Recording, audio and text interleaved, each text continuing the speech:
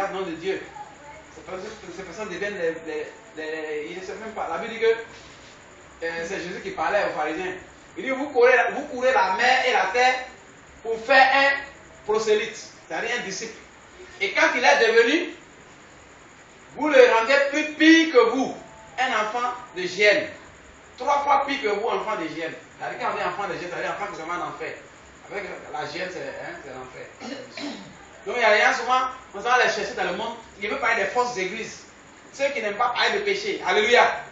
Parce qu'il faut que nous prêchions la même chose, le même message que Jésus-Christ, les apôtres, les prophètes ont prêché. Hier nuit, j'ai feuilleté bien, j'ai essayé de regarder, de réviser un peu tous les prophètes. J'ai commencé par Ésaïe, jusqu'à tous les prophètes. J'ai regardé un peu le début de leur ministère. J'ai recensé 16 prophètes. Tous leurs messages là, ça commence toujours par la repentance. Alléluia. Ils parlent toujours, le peuple, mon peuple, vous êtes détruits de moi, revenez à vous. Et c'est après là que les bénédictions sont promises par les conditions où Dieu dit que si vous faites ceci, vous faites cela, voici ce qui va vous arriver. Voici ce qui va vous accompagner. Mais aujourd'hui, on a remarqué que chacun, on a même fait des erreurs. Aujourd'hui, les prophètes d'aujourd'hui, tout ce qu'ils voient, c'est les bénédictions.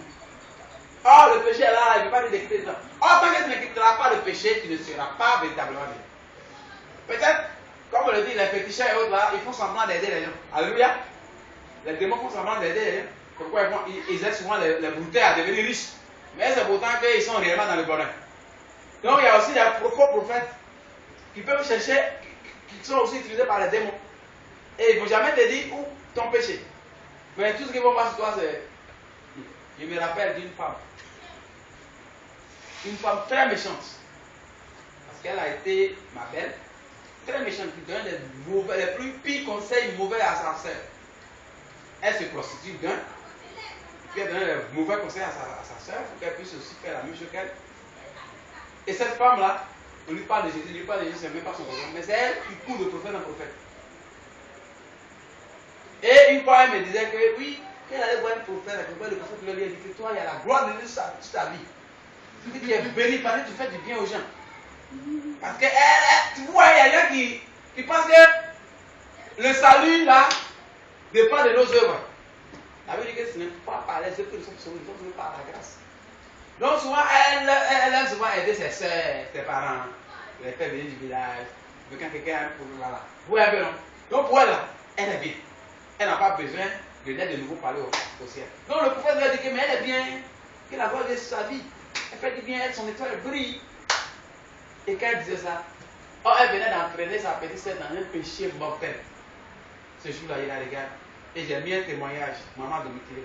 Elle a écouté le témoignage. Après, elle a dit, elle s'est Dieu peut pardonner moi mes péchés. Pas il la connaissait. Alléluia.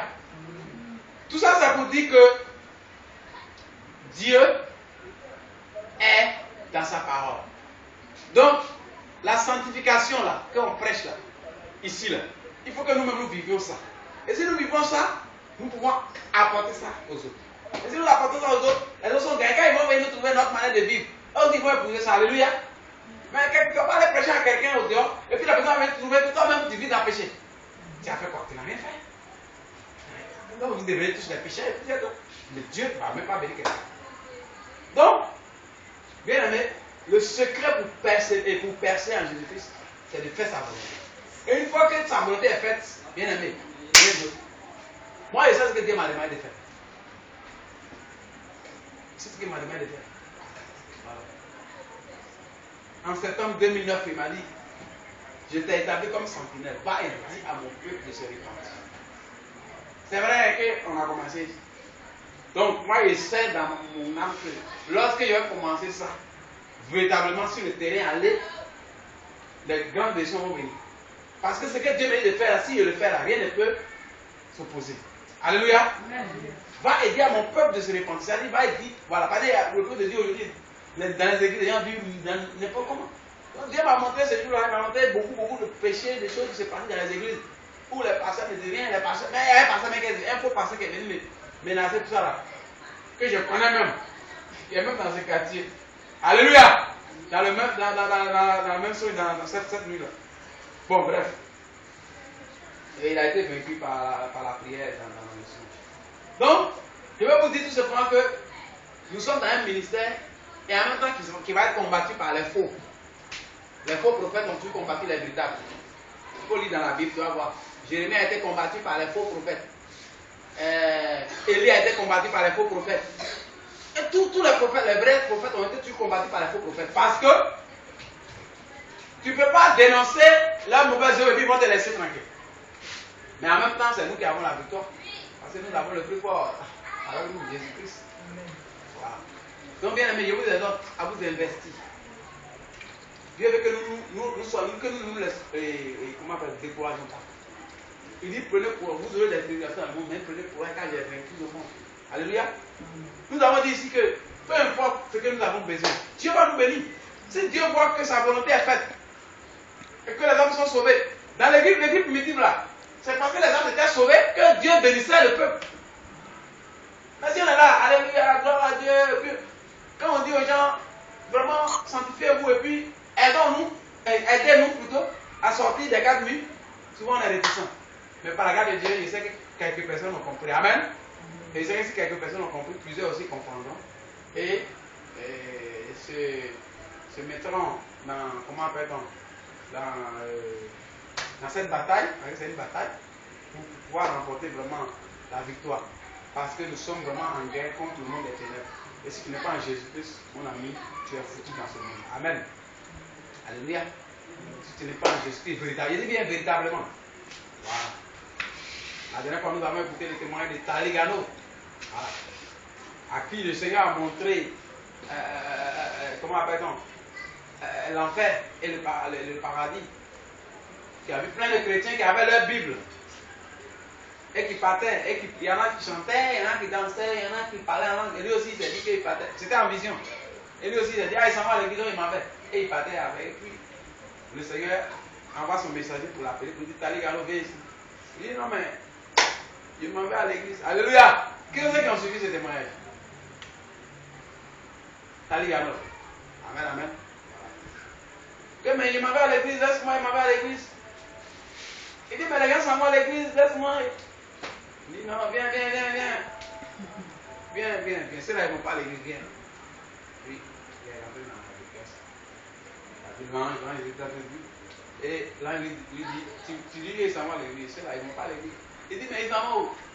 Il dit, ils s'en vont en enfer. Quoi? Enfer?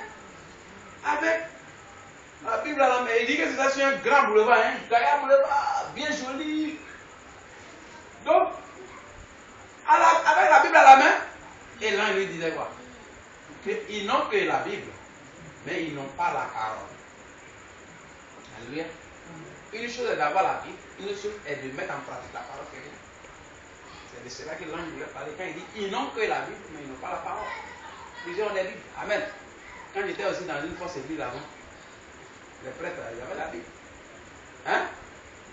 Alléluia. Amen. On prend la Bible, Gaïa Bible, la parole du Seigneur Jésus-Christ.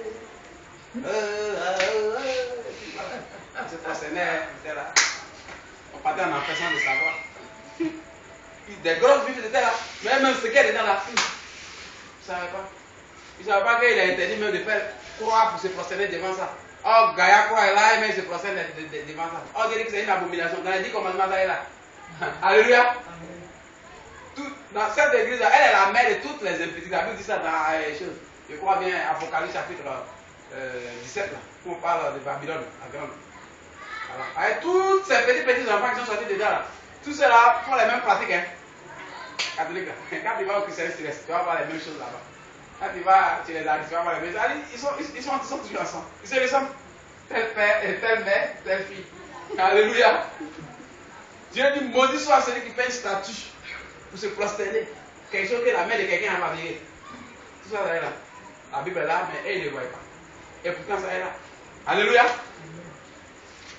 Et Dieu est tenté de sauver quand même certains prêtres. Il y a le témoignage d'un prêtre, non? Dieu a sauvé. Aujourd'hui, il est sauvé et lui aussi commence à descendre. Voilà. Il y a aussi des témoignages des soeurs, même tout ça. Mais malheureusement, il y en a qui sont aveugles et qui devaient donner quand ils meurent. Moi aussi, j'étais dedans. Alléluia. Dieu m'a délivré. Je pouvais en mourir.